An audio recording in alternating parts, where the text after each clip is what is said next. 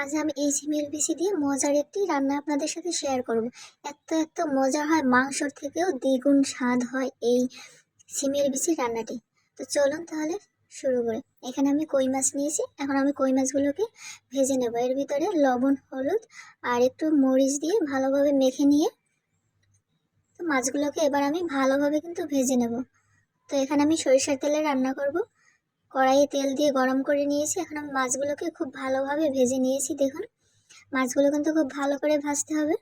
তো মাছ ভাজা হয়ে গেছে, একই তেলে আমি এখন এই রান্নাটা করব। এখন আমি পেঁয়াজ দিয়ে দিলাম, পেঁয়াজটা একটু হালকা করে আমি ভেজে নেব।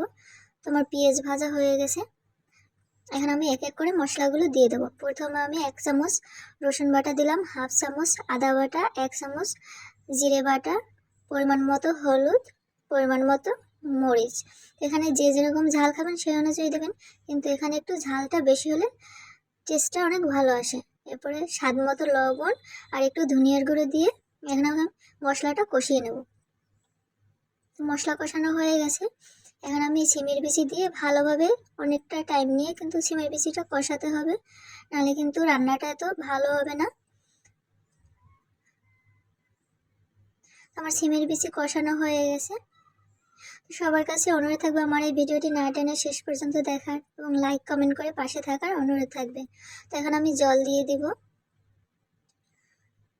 জল দিয়ে আমি 10 মিনিট মতন মাঝারি আছে রান্না করে নেব। আর এখানে একটু দারচিনি আর তেজপাতা দিয়ে দিলাম। আর এখানে আমি মাছগুলোকে দিয়ে দিব।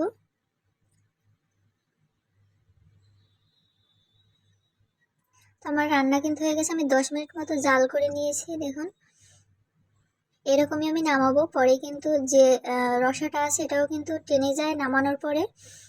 এখন আমি গরম মশলা দিয়ে কিন্তু আমি নামিয়ে নেব চুলা থেকে।